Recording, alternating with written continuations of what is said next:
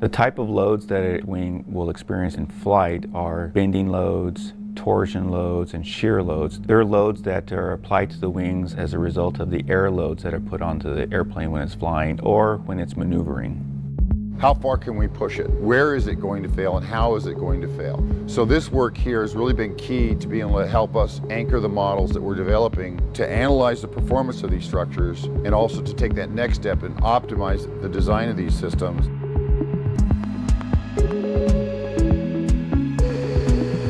The second HIMAT aircraft underwent extensive ground vibration testing after its delivery to the UL Dryden Flight Research Center.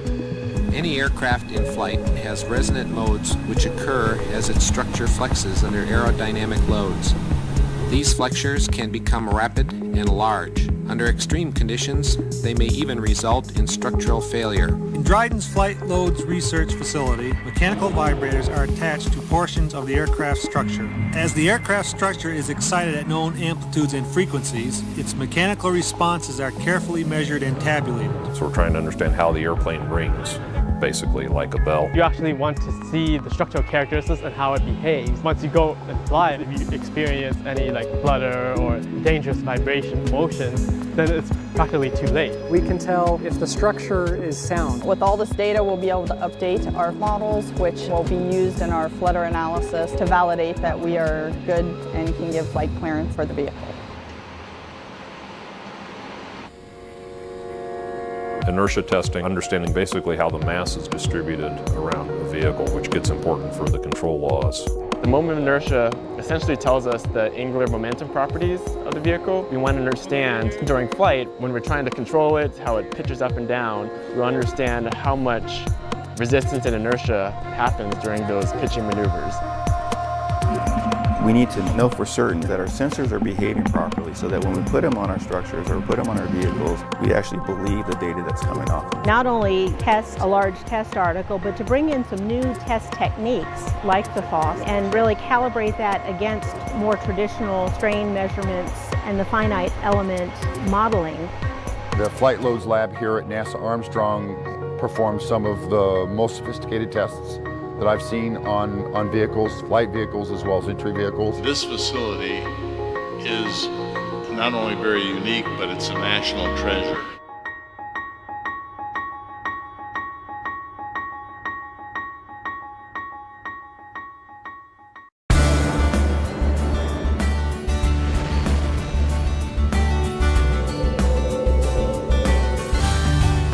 NASA celebrates LGBTQ+ Pride Month.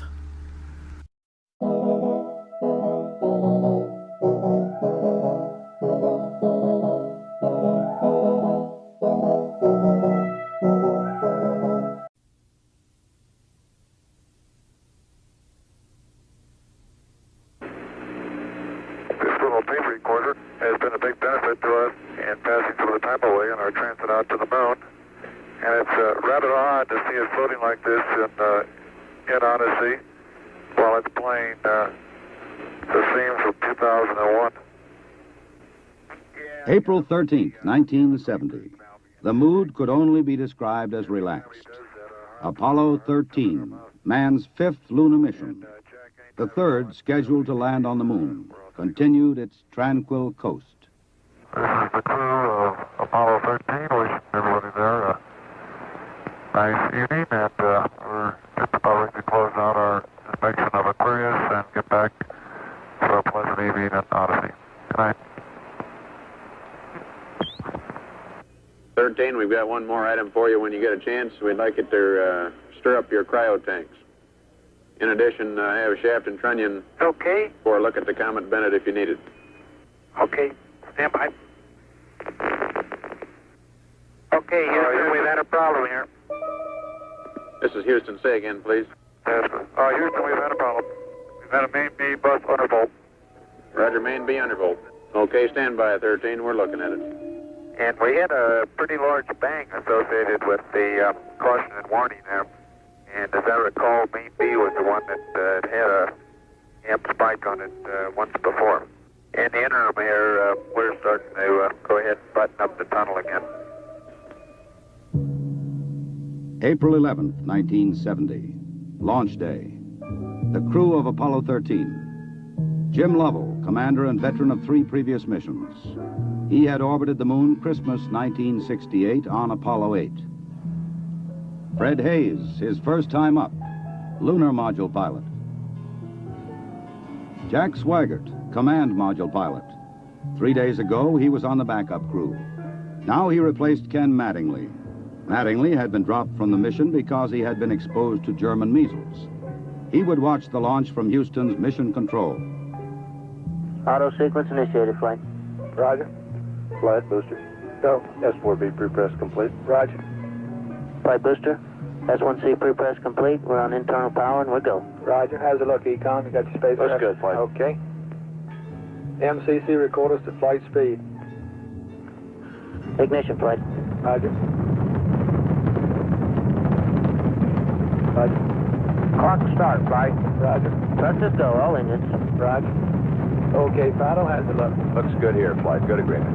Okay, Booster, how do you look? S1C looks good, flight. Okay, Capcom, we'll go you on the ground.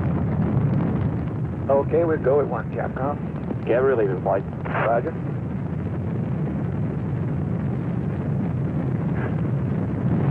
Booster, how do you look? We look good, flight. We'll go. Okay, Fido. We're go, flight. Looks good here. Guys, how's it look? Good, flight. Okay, Econ, GNC. Looks good, flight. Looks good, flight. Okay, Sergeant. Looks fine. Through max Q and we'll go, flight. Roger, Booster. And go for staging, Capcom. Confirm and board out, flight. Roger. Staging, flight. Roger. Flight fighter trajectory confirmed staging. Roger. Flight booster, then board out was way early. Okay. Flight confirmed. Number 5 engine down. Roger. Booster, you don't see any problem with that, though, do you? Negative, not right now, flight. All the other engines are go. The next step in the routine of lunar flight was to burn out of Earth orbit toward the moon, then pull free of the 3rd stage and dock with the lunar module Aquarius. At the controls of the command module Odyssey, Jack Swigert. We're hard docked, Houston. Roger, understand hard dock. Good deal. They pulled Aquarius away from the Saturn 3rd stage, the S4B. Okay, I can see the S4B now at the hatch window. Odyssey and Aquarius moved away from Earth toward the moon.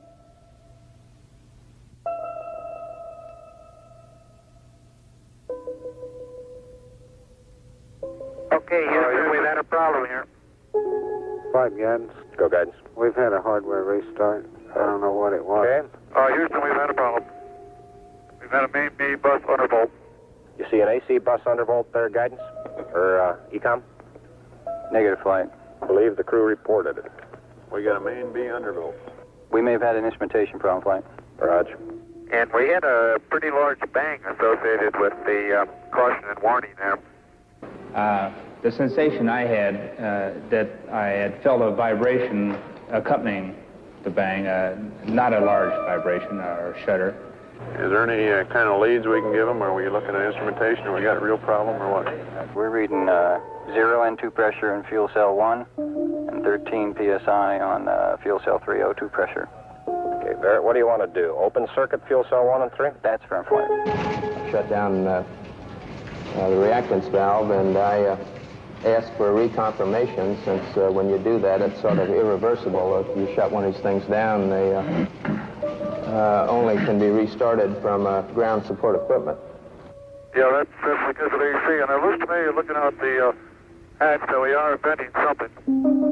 We are venting something out into space. Okay, let's everybody think of the kind of things we'd be venting. GNC, you got anything that looks abnormal in your system? Negative, flight. How about you, ECOM? You see anything that, with the instrumentation you got, that could be venting? That's a firm, flight. Let me look at the system, flight, as far as the venting is concerned. Okay, let's start scanning.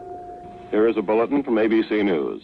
The Apollo 13 spacecraft has had a serious power supply malfunction that could cause the lunar landing mission to be terminated early. I assume you've called in your backup ECOMs? Flight, say again? Have you called in your backup ECOMs now? See if we can get some more brain power in this We thing? got one here. Roger.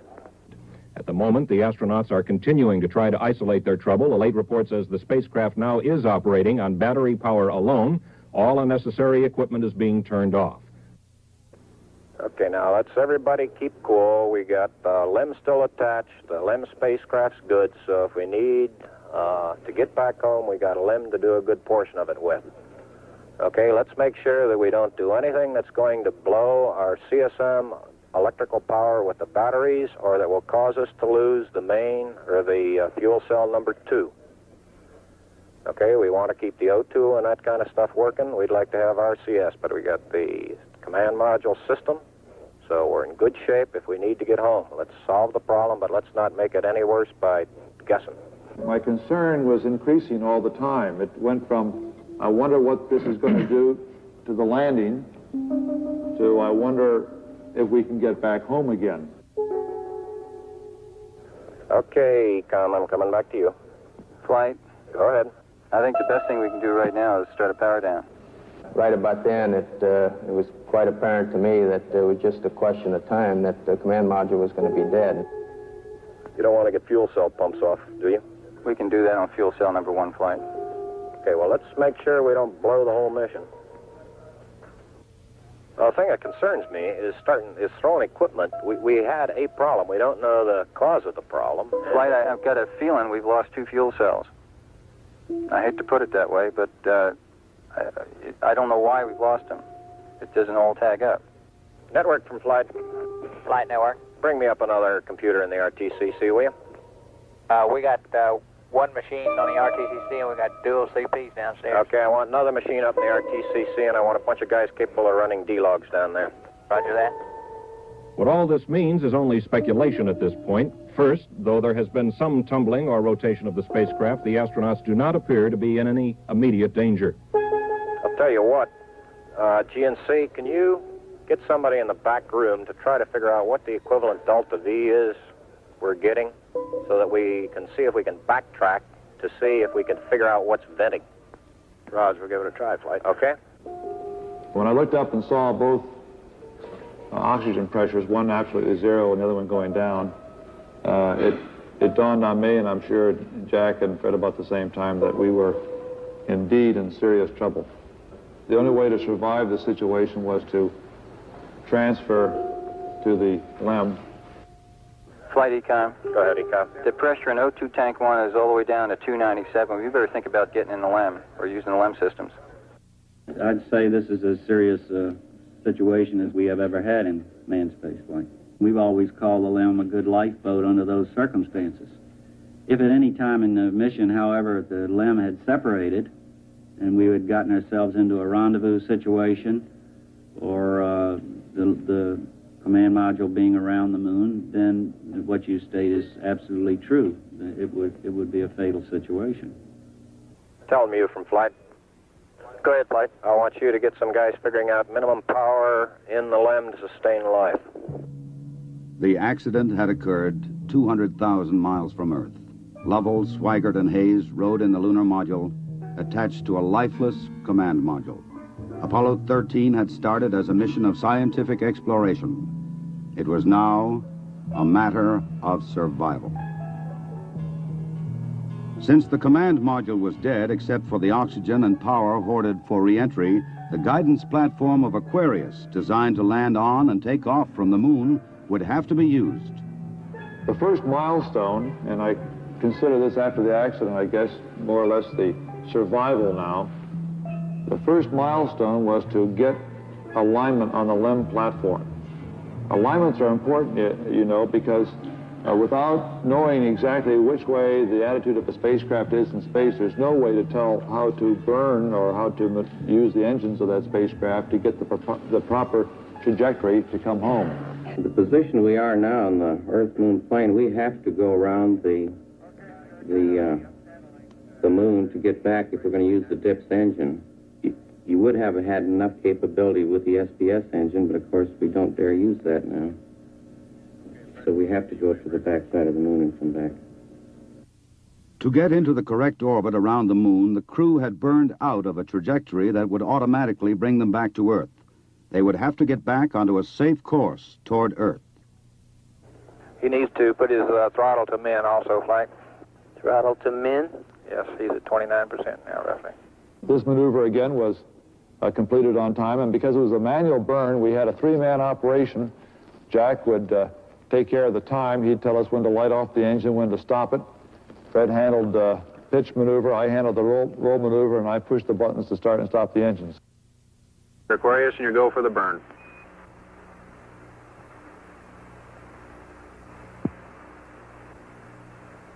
%. Okay, Aquarius, you're looking good. Auto shutdown. The first problem was solved. They were back on the path to Earth. But there were many other problems to be solved.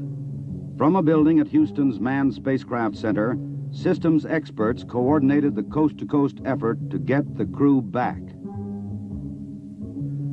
One of the big problems was consumables. There would be enough to eat and drink. But in space, there are other factors. Oxygen to breathe, electrical power to keep the spacecraft alive, water to cool the equipment and keep it operating.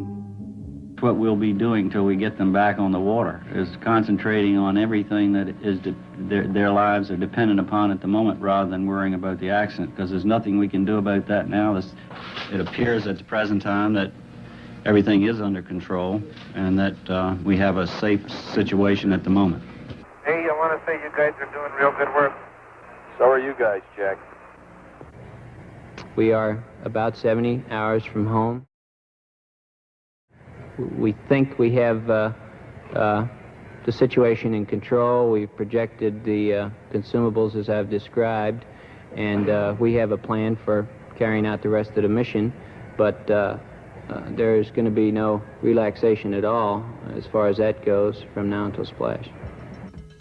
There was a key decision to be made before Apollo 13 went behind the moon. Where to bring them down. Their present course would take them to the Indian Ocean, where recovery would be difficult. A burn to bring them home quicker would take them to the Pacific Ocean near the recovery forces. Bringing them home even faster would place them in the South Atlantic, again away from recovery forces. It was decided to take them to the Pacific. We've run these simulators both here and at the Cape and at the contractors that continuously ever since last night. We've tried to simulate virtually everything that we've had the crew to do that is non-normal that they've done, and we've proven most everything that we've been able to run on the simulator prior to passing it up to them. There may be some details we haven't done, but at least we've checked the feasibility of everything we've done, and we'll continue to do that. They passed 137 miles from the moon. For Lovell, it was the second time that he had seen the moon so near. But there was no time for contemplation. There was another critical burn coming. Okay, look, let's get the cameras squared away. Let's get all set to burn. We have one chance, pal. And in Houston, the newsmen poured in to tell an anxious world the story. Well, that was going along with the ignition time. Shortly after Apollo 13 had separated